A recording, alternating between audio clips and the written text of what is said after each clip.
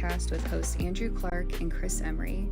This is designed to be a discussion on all things life and faith.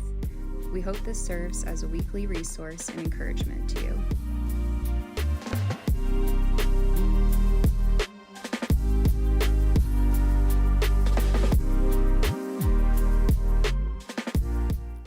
What's going on, everybody? Welcome to another episode of the Bayview Podcast.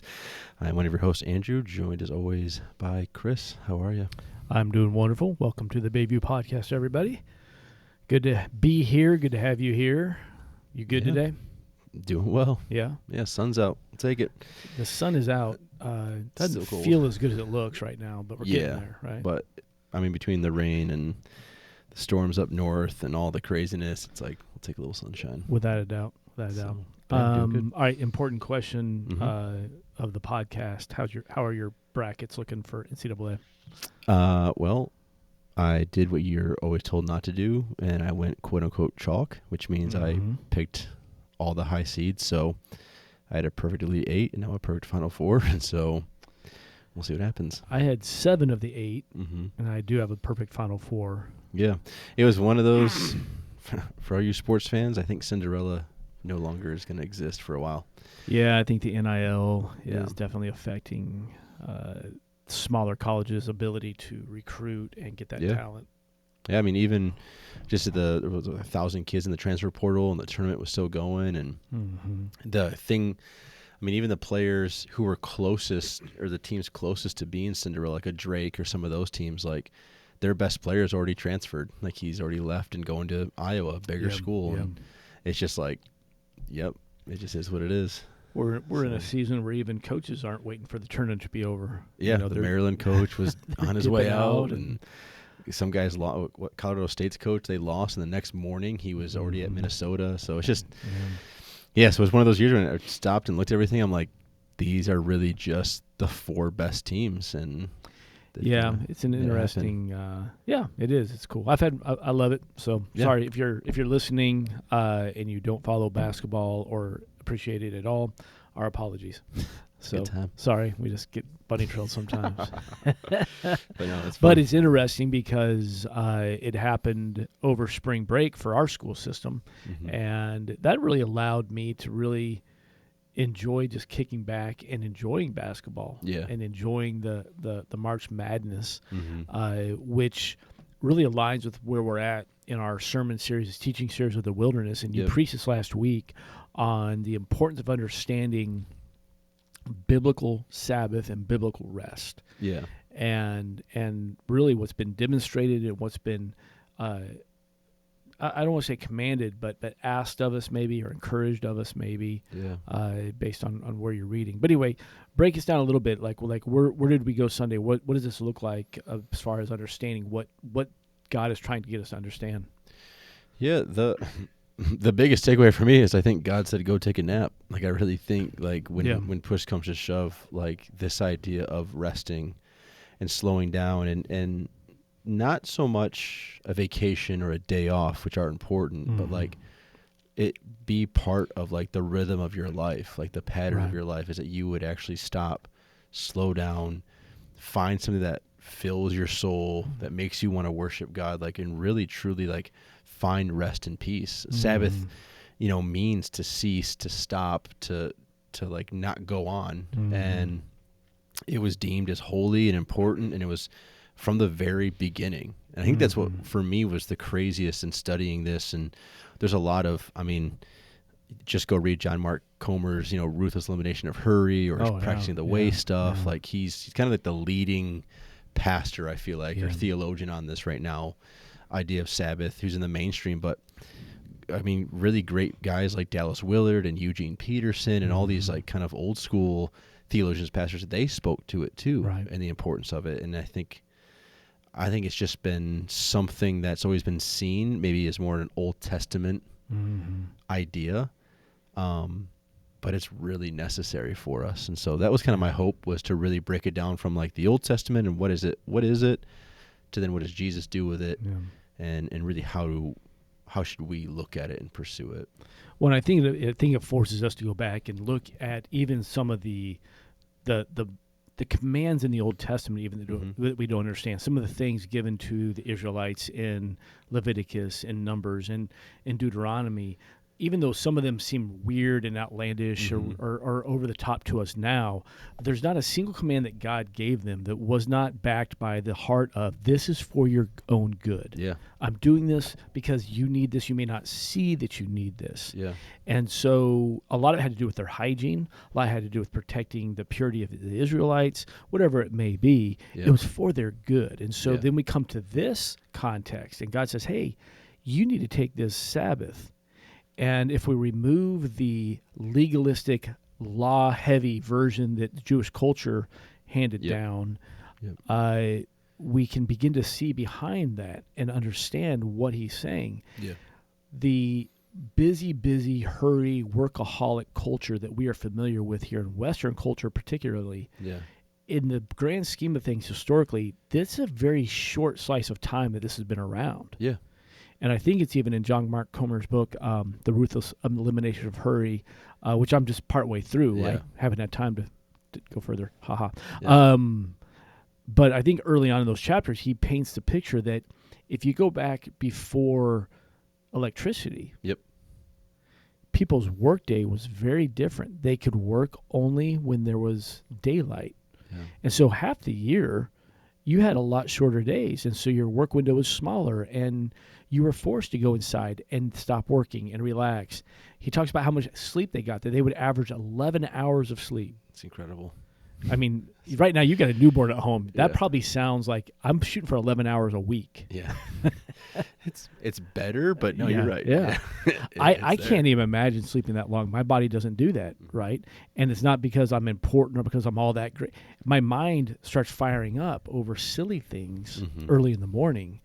Well, that's a result of this culture we've created. Yep. And this is not how God intended it to be. And so I think it's important that as we talk about this, and what you did so well with on Sunday, is examining not the law-heavy, restrictive version of the Sabbath. Yeah. Even Jesus is like, guys, that is not what this was meant to be. Yep. What was the heart behind the Sabbath that God commanded, and that although Jesus never commanded, Jesus observed and encouraged? Yeah, it was, and then I think that's sometimes people get caught up in. There's no direct commandment in the New Testament for it, but Jesus obviously recognized it. I feel like half the stories we read of Jesus, he's napping, like he's hanging out. They have to wake him up and go do, or he's asleep in the storm. He went to be alone. Like he was always finding like.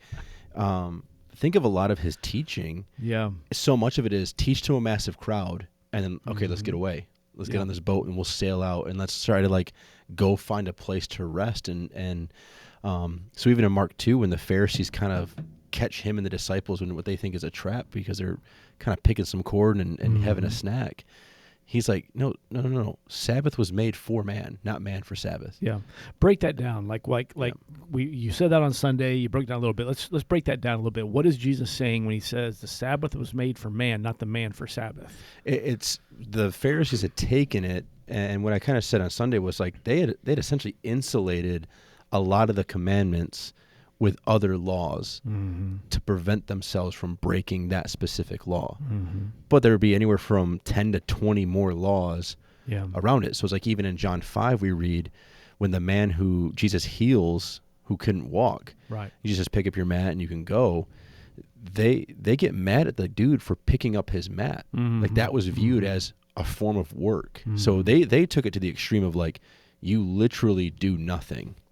And it seems like every time someone would break one of those outer laws, the smaller ones to keep built, they would have to make another law to stop that. It's like the warning labels we read that are hysterical. Yeah. But we realize that these warning labels are there because somebody grabbed the chain on a chainsaw, and so we have to put it on the box. Don't grab the chain. The big famous was this contents may be hot instead from of a cup of coffee. From the McDonald's. Yep. That's right. And it's just like you knew you got a hot cup. Okay. Yeah. Anyways, but it's the.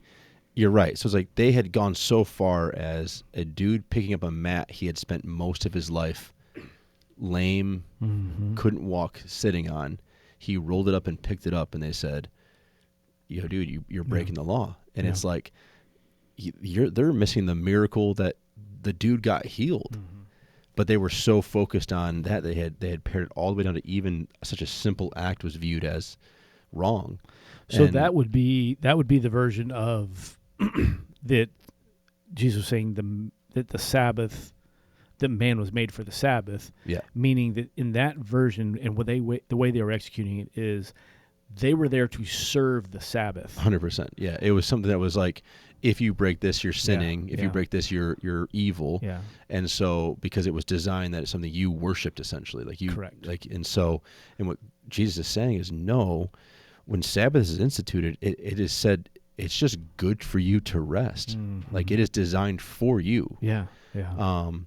And I think that goes all the way back to Genesis, where we see God create, and then he says, wow, this is good. Mm-hmm. I'm going to kick back and enjoy and he it. rests. Yeah. Yeah. And it's like, and he then, we talked about the fact that he blessed humans, he blessed animals, said go and be fruitful, go multiply, go fill the land.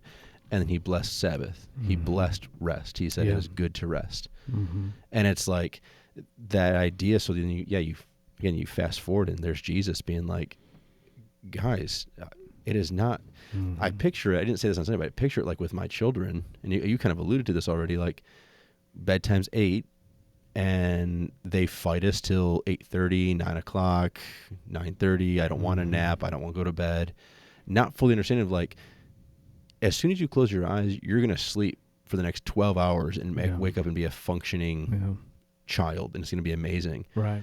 It's like, this is an okay thing. Like, this is a good thing. Mm-hmm. And instead it's like, well, let me fight this. And I feel like we do that. I feel like culture, 100%. Culture. It's like, if I ask you how you're doing and you don't say I'm good, just busy, it is like, I almost sit back and be like, wow, he must be living the life. He's got nothing going on.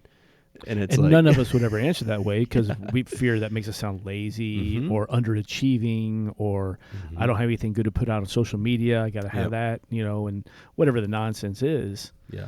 And that is us working for the Sabbath. Yeah. And I think that that's where the legalistic version of religion comes into play so often, and that is probably a lot of the misunderstanding that people outside the church have looking at us, is that they think that not only is the Sabbath, not only was man made for the Sabbath, we're here to serve the laws, we're here to serve the religion, we're here to do all these things. Yeah. And that's where Jesus really blows the whole picture up, starting with the Sermon on the Mount of like, listen, you got the letter of the law, but you got the heart of it. Yep. Well done on the letter of it, but you've missed it completely. And I think Sabbath is one of the bigger ones that we've just completely disregarded, if you want to be truthful. We see that with the churches in Revelation. A lot of the letters are written to these churches. He's like, hey, you guys you're not doing bad. You just don't quite get it. Yeah. And the light bulb's dim. It's not on all the way. And that's that. I was trying to make that point when I brought up the fact, like, if you've not been keeping Sabbath, you've not been sinning, but you're kind of missing something that was designed and good for you. Yeah. Yeah. And I kind of made the joke of like, oh, I can only sleep 4 hours a night because I'm so busy. And it's like, okay, that's in and of itself is not wrong, but that's not right. Yeah. And if you need 5+, 6+, 7+ cups of coffee just to function for the day, it's like, in and of itself is not wrong, but you're creating habits that probably aren't healthy in the long term. Yeah. And you're neglecting what has been actually designed and said, hey, you should be doing this, and it's 100%. Okay to do this. And I don't know. So let's break down then, based on the people we've interacted with, our own experiences even, like what are reasons that we do not honor Sabbath? What are some of the excuses we make? What are some of the things that happen? Like, how do we not honor Sabbath the way Jesus intended it? If I'm being honest, at least from me, it's been time management. Okay. Because that always seems to be the big thing, is time. I don't have time. Mm-hmm. I'm so, 3 kids, job, wife, hobbies, life. I don't have time. Mm-hmm. And it's just like, yeah, but if it's important to you, you would find the time. Yeah. And I think that's just where we've the joke of I'll sleep when I'm dead and all that kind of ideas. Like, we've kind of put that idea of rest, and it's like, nope, I'm going to wait till that one trip to Florida I take each year, and that's going to be when I rest. And everything gets put on, all that pressure gets put on that one trip. Mm-hmm. Can you imagine taking a vacation if you were rested going into it? Yeah. How much probably more restful and enjoyable that vacation would be? Oh, I was just talking to somebody this last week that came back from spring break, and they're like, oh, we're exhausted. Yeah. And they were at the beach all week, but they're exhausted because they were probably tired. Surely they were tired when they left. Mm-hmm. They probably were rested while they're there, but then they hurried home and just, it's just like we're perpetually exhausted. Yeah. So yeah, I think time management is a big one. How much of a role do you think for families in particular with kids, but how much of it is also this keeping up with the Joneses mentality? It's a little bit of that. I think learning to say yes and no to things, and that might play into time management a little bit, but that also might play into, what are you trying to prove? Yeah. Like what are you trying to win? I watch a lot of families, and let me precursor with this. I'm not anti-sports. In fact, I'm pro-sports. Like my kids all played sports. I grew up playing sports. I played soccer my entire life, all through college. And so I'm not anti-sports. But I watch so many of our families that are utterly exhausted because they are running 100 miles an hour to take their kids to every possible sporting event. And I wanted my kids to experience it. So, again, I'm not anti-sports, but where's the line? Yeah. Like, where's the line? Like, you're on the road every weekend. You're all over the place. You're spending money. It's just go, go, go. And this isn't even about attending church or not attending church. This is just about, what are you trying to prove? Yeah. And what are you developing even in your children now? Like, so we've created a busy generation. Yeah, that's true. We've created a generation of kids that they don't know how to single task. Yeah. They probably don't know how to turn it off. I mean, I'm trying to think what it would look like. In fact, I joked with my wife literally just a couple days ago. We were talking about phone usage. I think it came off even a conversation you and I had in just Sabbath and rest, and we're talking about the 21 days of prayer and fasting that our church is currently in. And I said, what do you think would be the reaction if we had a rule in our house on Sundays that when all of our kids come over for dinner and lunch stuff, that phones go in this basket? Yeah. And if you want to come to our house on a Sunday, phones go in the basket. Do you think they'd do that, or do you think we'd just stop seeing our kids show up? Brock? Yeah, I mean, how would that go over there? Yeah, see, he's saying no. My oldest son is like, we'll see you at work on Tuesday. I mean, because we've created that, right? Yeah. And I think through it almost like we just didn't know when video games came out and phones came out. We didn't know. We didn't know how bad they were. I think back to I literally saw an ad recently that probably on social media from way back in like the 50s or 60s, and it was a cigarette mascot doing visitations in the hospital handing out cigarettes. Crazy. Because they didn't know, right? At the time, it's like, oh, this is refreshing. This is actually good for you. This is the brand that doctors prefer. I smoke. We didn't know. And I think now we think the same thing about the busyness that our phones do, the technology, the busyness of our lives. We didn't know. It seemed okay, but now we know. Yeah. Yeah, that was one of the big things. My wife was always a big pusher of it, and I definitely fought against it, but a big part of us when we do Sabbath is shutting the phone off. Yeah. Because a lot of my time management falls on if I'm scrolling or not. And it's crazy when you don't have your phone on you, like what you can get done and what you can do and kind of the conversation you can have. And I know there's people out there where the phone's not an issue. So for them, Sabbath, they probably can keep their phone on. It's not a big deal. I learned that if I wanted to actually disconnect and actually find a little bit of peace, I had to shut it off. And all of a sudden I'm having a conversation with my wife and I'm looking her in the eyes and I think I shared like reading books and I'm not worried about, am I missing something? And I don't have this vibration in my pocket. So I'm making pancakes with the kids and I'm actually just doing it. There's been something that's really restful for it. And I think you're right. Like so much of it is what would happen if we didn't death scroll, as we say so much, if I wasn't just sitting there on it. Yeah. Yeah. And I think, and that's just all part of the whole time management thing. And I think it even comes down to the priorities in my time, the things that we prioritize. What do we consider most important? Yeah. And what do we consider, I think you used this term several weeks ago, the non-negotiables. Yeah. And so if it comes to things about Sabbath, and when we're talking Sabbath, again, we're not talking about necessarily Sunday itself. Now Sunday is different. Now, so we're told this is the Lord's Day. Remember to keep it holy. So that's one of the 10 Commandments that carries forward. So it is saying Sunday is still meant to be a very different day. Yeah. But Sabbath, we're talking about rest. What do you do as a spiritual discipline of rest? Is that a fair statement? 100%. So what are some things maybe that you would say you have identified in your life? These are spiritual disciplines of rest that I've put into my life, or I'm trying to put into my life. Yeah, the big one is like I said, the phone gets shut off, and so I try to be way more present and pursue kind of face-to-face conversation when I'm in Sabbath or resting. Mm-hmm. But I've learned like being active, so I work out on Sabbath still. Mm-hmm. Like to me, it's restful and rejuvenating to do something active, some form of, it could be a workout or go play basketball, do something that's just like, let's get the blood pumping, like let's like feel good. And then the one that I'm trying to do more is the way I do my devotionals. I have a YouTube series that I watch and kind of take some notes and read through the Bible with it. That day I have to do something different. And so picked up an actual devotional. Like I didn't want to stop doing that just because I didn't have my phone or my computer with me. And so just still being willing to like take the step of finding a devotional book that I can actually open and read has been really beneficial. So. Good. I think those are super good. I've always looked at it that when I'm to observe Sabbath for me is to make sure that that day or that time is different than all the other time. Yeah, exactly. That there's an intentionality. This is a different time. This is different. I've been working hard to build in more silence into my Sabbath. I don't love silence. Yeah. I don't necessarily work well. I think part of it is that creative part of my mind needs to be occupied like a toddler so that I can focus. I have noise on in my office all the time. But I have been coached and advised and encouraged over the last several years the importance of the discipline of silence. So I've been working at that. And so even in the mornings I get up and I don't necessarily put on any background noise. I get my coffee and I sit in silence. And I read in silence, and I just, I'm trying to really enjoy, and I actually am enjoying that more and more. That's cool.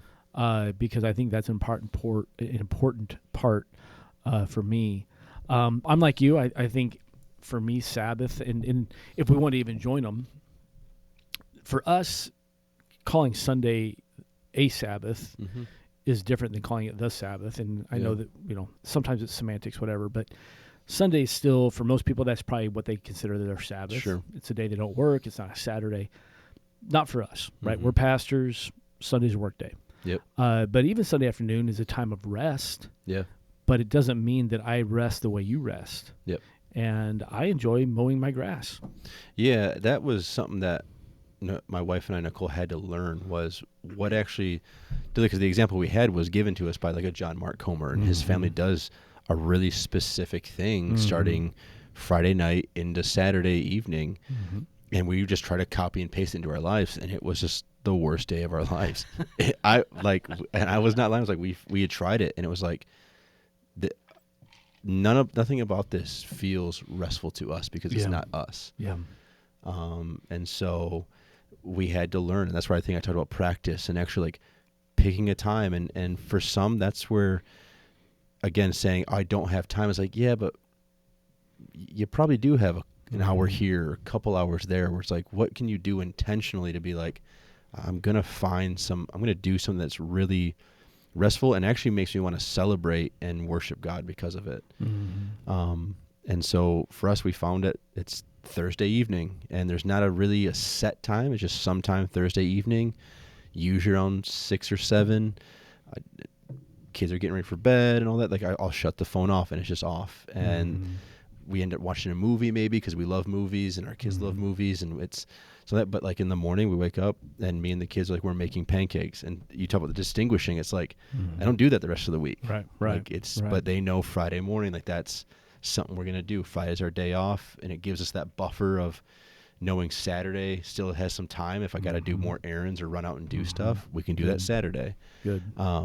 Because Sunday's a work day, and so just trying to keep it and make it feel like I use the word intentional a lot, and I think that's the importantness of like it's not just something that's happening, but like you've actually like put effort and preparation towards it. And I think you just got to find out. That's where I talk about season of life you're in or how you're wired, but it's doable.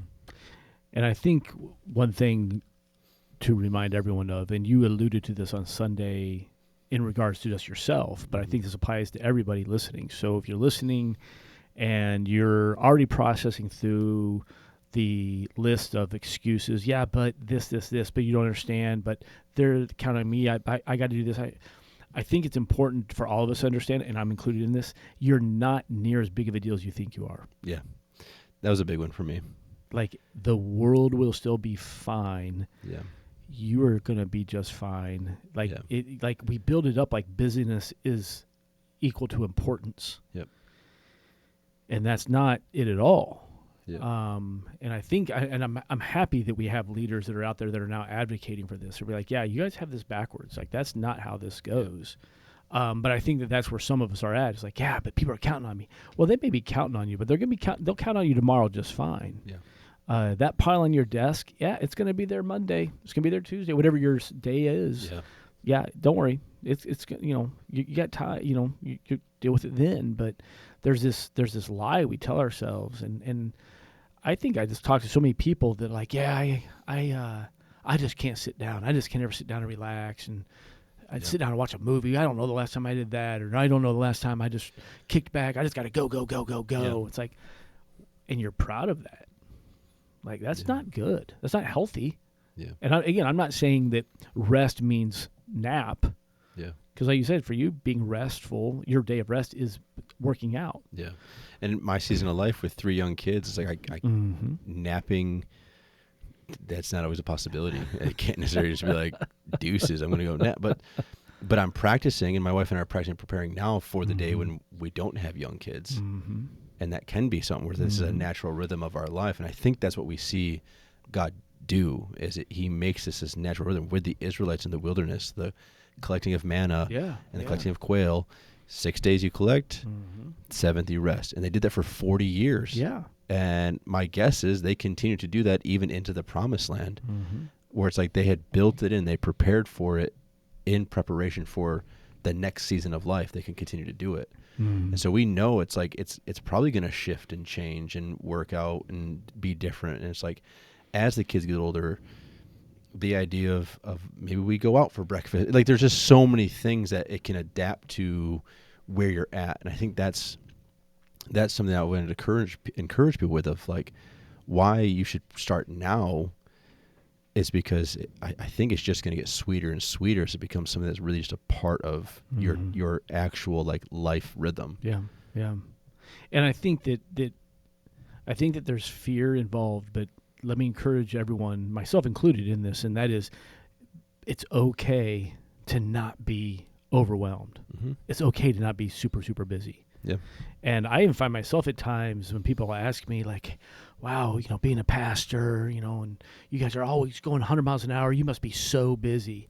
And I know that if I'm not thinking about it, I'll be like, yeah, but it's all good, busy, we're good. Like, I don't want to come back and be like, you know what, actually, I played golf last week, and I took a nap because I don't have young kids, and I'm not actually overwhelmed or stressed. Like, we're just really doing good, and I'm enjoying it and having fun. Yeah. I feel guilty saying that, like they're going to look down on me and be like, well, we're paying you to be stressed. We're exactly. paying you to be overwhelmed. Like, I don't know what that looks like, Pastor.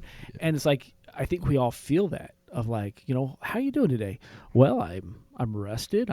I feel good. I've had some time to read. And that's just not what we expect to hear. Yeah, exactly.